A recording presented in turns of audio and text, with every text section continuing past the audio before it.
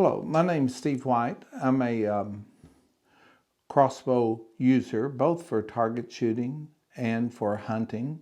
And 4 years ago, I was told about a crossbow I needed to look at. It was the Killer Instinct SWAT. I thought, what a strange name, but I got to reading about it and I thought, wow, this is very unique. And so I ended up buying one, and now, after 4 years, there have been two follow-ons to it. I'll just show you very briefly what the history of this is. This crossbow right here is the original SWAT. It was sold for 2 years.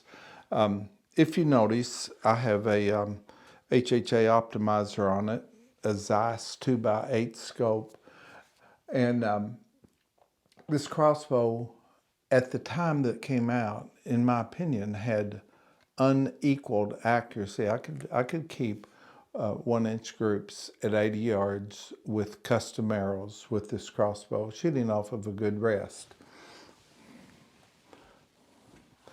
It was easily rope cockable, just a very, very nice crossbow. And then last year, in 2020, its successor came out, the SWAT XP. It had more poundage, it was narrower in limb-wise, and yet it was every bit as accurate. I could get 6-shot groups, 80 yards, 1 inch. And with this being narrower, a little bit shorter, it's 27 inches, I just fell in love with it. I thought, this has to be the ultimate crossbow. Once again, I have a dial range, this time a jack plate, and a 2x8 Zeiss Steerlight scope. Same sighting system. And then this year, I guess because of my excitement over the SWAT series, I was sent back 3 months ago an X1. This is production level crossbow now, so there's no differences. I was sent it to look at, and this one truly captivated me completely. It's the shortest crossbow made. It's only 24 3/4 inches long. This thing is tiny. Now that's when the stirrup is all the way down and it doesn't count the bumpers here, so in reality it's 25 inches long. It only has a 13 1/4 inch draw length, and with it being so short, a person doesn't have to extend very far to cock this. It is very rope cockable, which is unusual with today's crossbows. It has a number of changes over the other siblings here, its older brothers. Has a smaller crank and has cams that are just unbelievable, and I want to talk more about the cams later. They have 50% let off for the last 3 inches, which is essentially unheard of in the crossbow world, but this changes everything. The accuracy on this one, when I didn't think it could get any better with this crossbow right here, these crossbows, I now, with arrows that I made, not custom made by someone else, but with arrows that I put together myself, I am keeping 1 inch or even sometimes slightly less 6-shot groups at 100 yards. So let's just go through this crossbow right now. This is the one that we're interested in. The stirrup pivots like this. It can be used as a rest, and the crossbow can stand up like this. You can put it where you can rest it in a blind or a stand. You can put it out to cock it. Or if you decide you're always going to use the crank cocker, which is so easy to use, so small, and you can actually leave it on if you want. You can take one Allen bolt and just take this off, put it in the drawer, and now you have a 6.5 pound crossbow. One very unique thing about this crossbow, it has cables that go across. Most of the very narrow crossbows do not have cables that go across, but this is part of the plus of this crossbow. It has cables that go across, and usually that creates significant limb twist. Not so on this crossbow. Limb twist helps limbs to break. The string rides on the lower part of the rail. The cables are on the underneath part, and they just balance each other out enough to have very, very little cam lean. And so they're not having to do like a number of other manufacturers where they have the cables all on one side, which invariably get out of time fairly quickly. I've shot a number of those.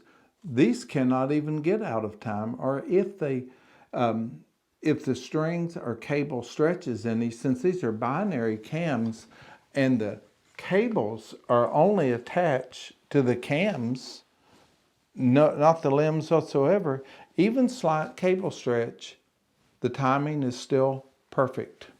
Since it does not have capture nocks and actually has the barrel that the other two have, a totally enclosed riser, and you can possibly see right here into it that they're the exit. The knock is non-capture. It just floats along. This thing cannot become inaccurate sometime during the season or any time. The arrows that this shoots are traditional 20-inch arrows as opposed to the 22-inch arrows that the two previous bows shot. And so it can use a variety of nocks with this crossbow. It comes with moon nocks. This is a factory arrow right here. These arrows are very high quality arrows. And because the bow does not have to have, or does not have much, if any, archer's paradox, the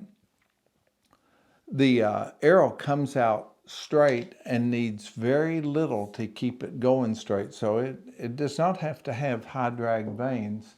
As a matter of fact, the arrows that I have made for it just had the very small heat vanes with the bonding heat vanes with very little offset. And there's some advantages to that, and I'll talk about that later. So it can use a variety of nocks. It just has very little stress, 50% let off, 195% limbs. It's holding less than 100 pounds. It has 3 inches to gently accelerate on up. The nocks are just not stressed. It can shoot the arc nocks that the XP had shot. It can shoot flat nocks that so many do, or it can shoot moon nocks. A very unique thing about the moon nock is that whenever the string is released, and the string goes all the way back here, when it's released, it goes right into the center of the moon nock. And because it's in the center, the string never touches the rail. It goes all the way down, and when the arrow's finally released, the string comes down and touches the rail, essentially silently, does not even need any string stops. This is the quietest crossbow I've ever shot. It has absolutely zero hand shock. When it shoots a moon nock like this, it rides on the lower 1/3 and shoots about 3 to 5 feet per second slower. It seems to be equally accurate either way. There is just a slight drag down the rail. The size of this, it's only slightly over 9 inches wide, uncocked, axle to axle. So actually about 11 inches actually wide. And when it's fully cocked, it's only 6 inches wide, axle to axle, or outside to outside, about 8 inches. Even though this crossbow is so short, it is essentially perfectly balanced. It has the same 13.5-inch length of pull that the other two SWATs have, and virtually every other crossbow has. So when it's back, it feels absolutely no shorter, and even the hand that's forward does not feel like it's scrunched up, because on this Picatinny rail down here, the hand grip can be moved forward or back to where actually this crossbow feels longer than the majority of crossbows if you want to set it up there. Let's go through just a few things that are particular to this. As I mentioned, the barrel rail is fully enclosed. The arrow does not just lay on the rail with air above it, it lays on the rail with the rail above it. The dimensions of it are just slightly less than 24/64 of an inch. All arrows are measured in 64ths of an inch. And so a 22 arrow is 22/64 of an inch. This is about 23.5/64 of an inch. That arrow has no wiggle room when it's going down. It just essentially goes straight. It comes out straight. Therefore, there's no archer's paradox, which will be discussed at a later time. But it comes out straight. It takes very small vane control to keep that going straight. And therefore, it's going to have a lot less drag. The chin rest back here flips up for cocking and then comes down, protects the chin, anything hanging down from the chin, from the string back here, because this crossbow, unlike others, has a latching mechanism, a patented latching mechanism at the very back of the crossbow. And allowing a short length, but still a longer draw length and just more efficiency by far. Right behind the chin piece is the arrow latch lever.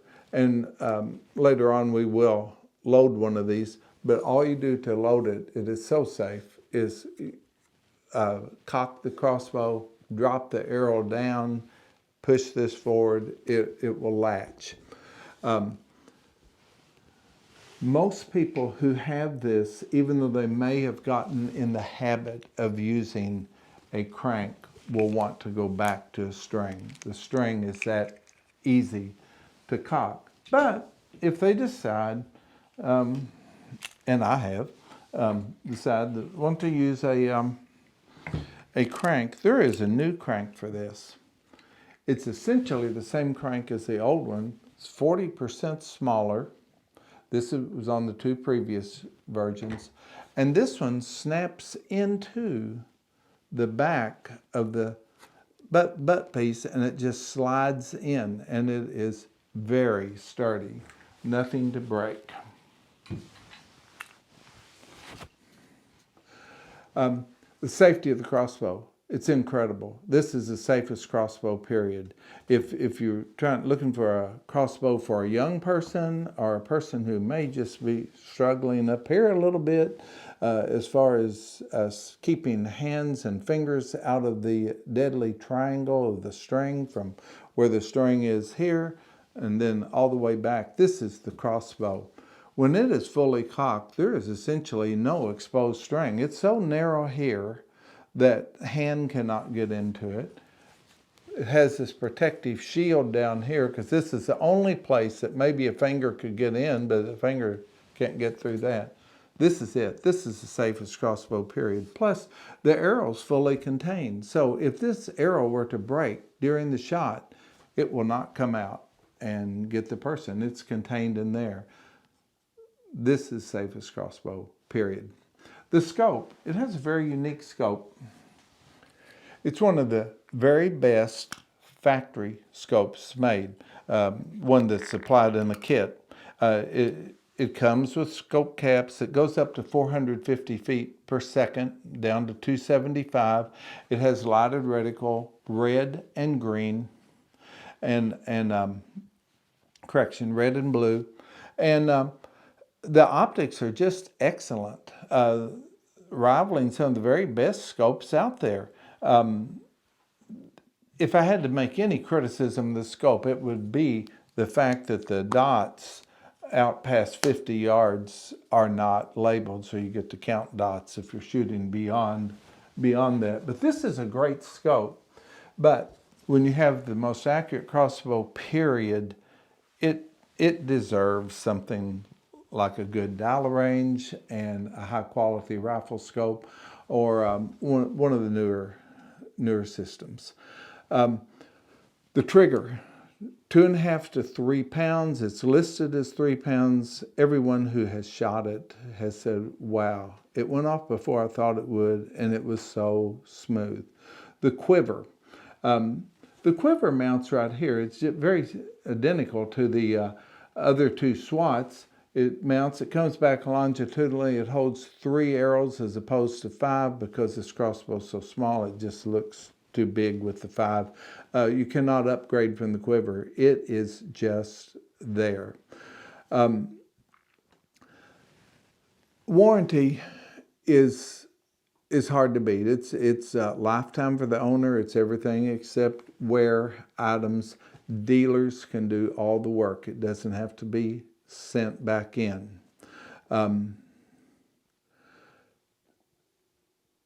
The quietness just has to be appreciated. When this thing goes off, it just, you almost have to look down to make sure that it did go off.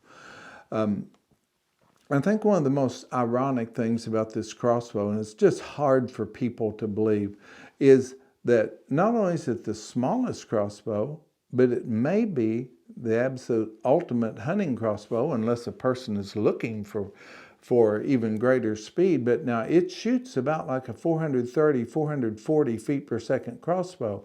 I have to set my dial range tapes and this scope about 40 feet per second faster than the arrow. So I'm having to set it 430 and 440 because the arrow's ballistic coefficient, it's so sleek through the air, is so high.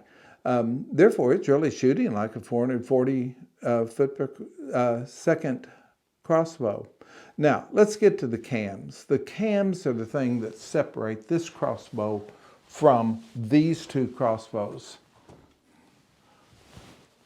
These are the cams, and these cams are just absolutely incredible. They are centrifugally balanced. They have huge bearings in here. I mean, these are robust bearings. These are not sleeve bearings. These are bearings that will last thousands of shots. And they're just perfectly round as they go around, but they have a tremendous amount of change going on in them. It's called a binary cam system. They attach to each other, and they have a spiral groove that just goes down, and that's where all that energy comes from. They go around more than once. These are patented. These essentially make a really good crossbow absolutely outstanding. There is very little more that I think I can say about this crossbow. I have been shooting it now. I probably have somewhere around 450 shots. The string and cables are still good, which is almost unheard of in modern narrow crossbows. This will be the crossbow that I hunt with. This will be the crossbow that is my backup, and there's the other backup, but so far I've never needed a backup. I have other crossbows. You may have seen them in the background here. These are both very, very high quality crossbows. I have nothing against them. I love those crossbows. But ever since I got my first SWAT, they have set in the closet.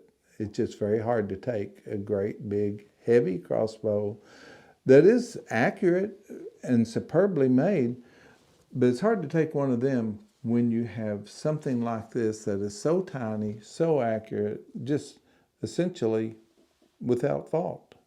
So do yourself a favor and look up the SWAT X1, read all you can about it, try to find a dealer, try to go shoot it. Most likely you'll end up with the SWAT X1. Thank you. Hi, we're out at my range now, the levee of my pond. I have a deer target, a deer decoy back here at 101 yards. I have light wind today, but it is definitely blowing a little bit. I'm going to show the loading of the SWAT X1 and also a shot. So I have the cocker already on it. I expect most people know what it looks like, the rope cocker crossbow. I want to show how this cocker works. So I bring it down on one side. I bring it down on the other side. And one thing that has to always be remembered on the SWAT is to flip up the chin cover. It would rub against the sides if it's down. So I put the crank on it, and one thing I have to really watch, normally there's stacking whenever we cock a crossbow or cock anything. This one, the last 3 inches gets very, very easy, and it's real easy to just take off. So when it starts getting back, and you notice the crank is totally silent, and it has a brake, which is wonderful. When I get back here, it will get very easy. It's very easy now. And I push this little button up, and these are going to pop off the string, unlike on the other 2 SWATs. But that just pops right off. This comes off. I flip this down. I leave this on for shooting. It's so small, it's just not a problem. And then to load it, all that we do is drop an arrow down and just drop it. Push the lever latch button, the arrow drops in.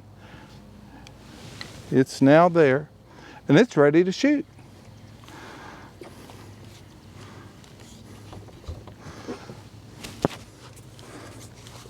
And I'm going to shoot at that deer decoy. It's 101 yards over.